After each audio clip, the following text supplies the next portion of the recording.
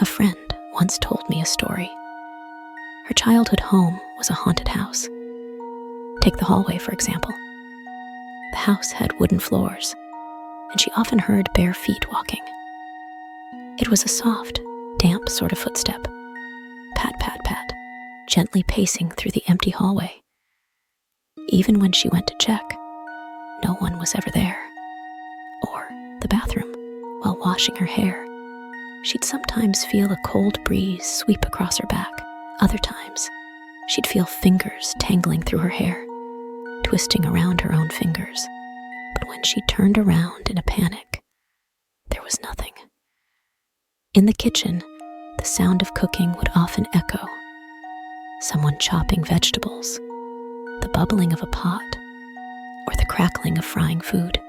Yet, as soon as she stepped into the kitchen, all the sounds would stop, leaving only an empty, silent room. In the children's room, something would often knock on the window at night. If she pulled back the curtains, she'd catch a glimpse of a long, white shape slipping away into the dark. This happened many times. In the bathroom drain, a faint giggling could sometimes be heard. Even after cleaning it, thinking it might be blocked, the sound never stopped. Above the bedroom ceiling, something would occasionally crawl, making a soft, rustling sound. But no matter how many times she checked, she saw nothing, except for a few broken fingernail-like pieces falling from the dust. At the entrance, even when it wasn't raining, wet footprints would appear. Barefoot prints, with the little toe on the left foot missing. In the family shrine room, flowers from the altar would often be pulled out. Only the fully bloomed flowers were plucked and scattered across the tatami mats. Because of this, they couldn't keep fresh flowers in the room. Mirrors couldn't be placed in the living room. Every time they did, the mirror would shatter, completely and utterly smashed.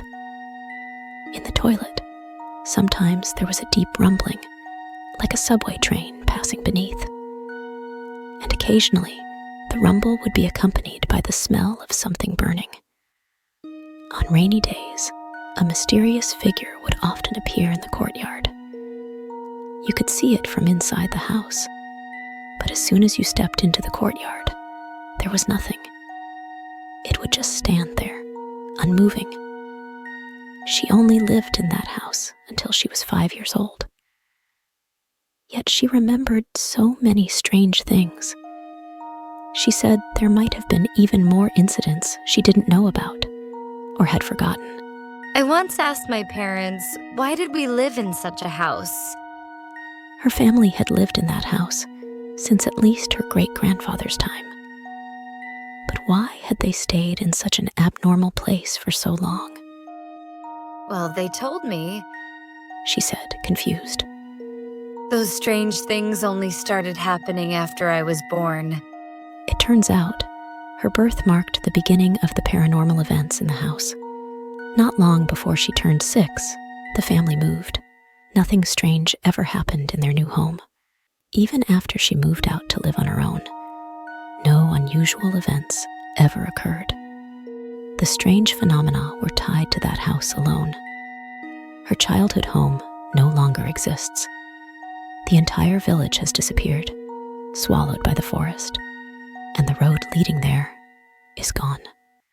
Her relatives were the last to leave the village. According to them, even after the house was abandoned, ghostly lights continued to appear. As for now, both the house and the lights have vanished, their whereabouts unknown. This happened in Japan. It's a story my friend once told me. There was an old chair in my friend's house. It was more like a single cedar sofa than a chair. It was a classic velvet sofa, said to have once been part of a grand estate's living room. According to the story, if you dozed off in this chair, you'd always have a nightmare. And the dream was always the same, never changing. When he woke up in the dream, she'd find herself in an old but lavish room. It seemed like a room in a grand mansion. The room was empty, giving off a lonely feeling. The surroundings were dim, and outside the windows, all she could see was darkness. When she walked over to the window to look out, she could faintly make out a dense forest beyond. The faint moonlight barely illuminated the outlines of the trees. Suddenly, the room felt colder, just as she was about to pull the curtains closed. Splat! With a sound like a wet towel hitting the glass, a child's hand appeared at the bottom of the window, pressing against the glass.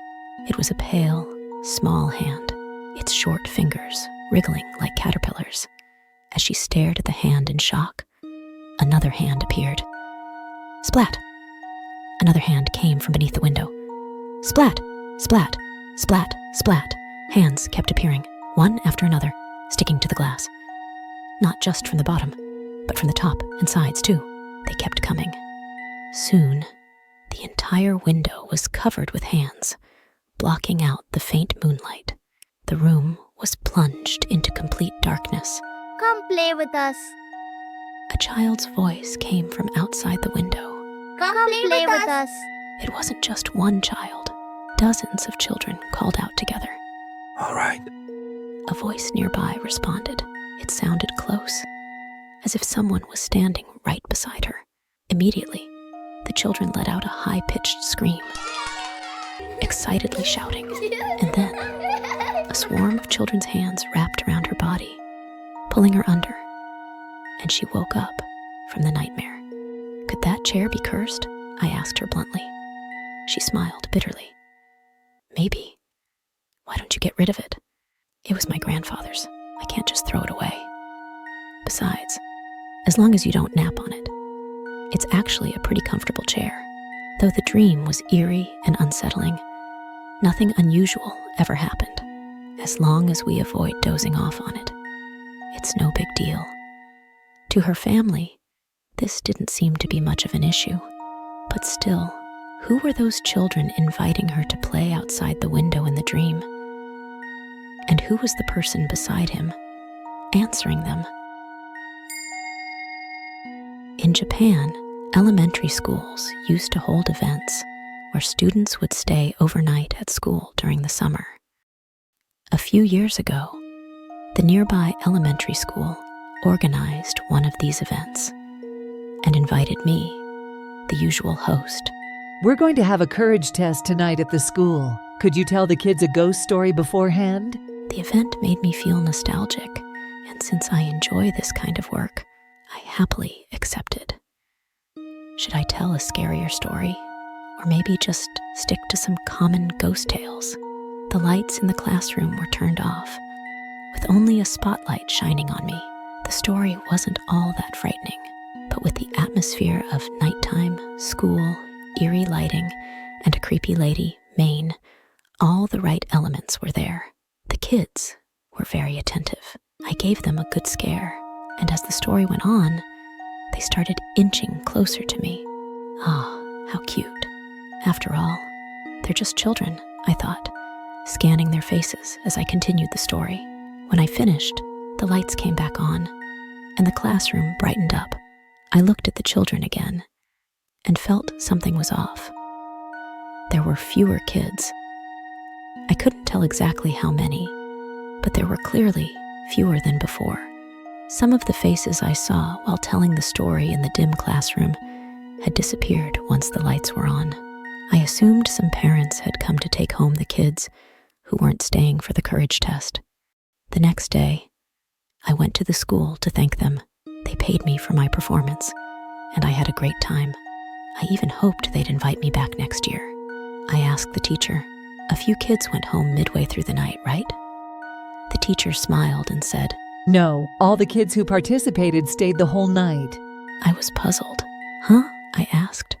How many kids participated? The teacher replied. 28 kids. I felt confused again. Huh?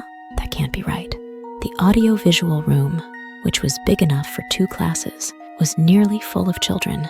Even when I noticed there were fewer kids after the lights came on, there were still about 40 left. A few years later, due to various issues, the nearby elementary school stopped holding overnight events during the summer. If I had another chance, I would have liked to count the children properly. If you want to see my videos faster, please like and subscribe to my channel and press the bell icon to get new video updates.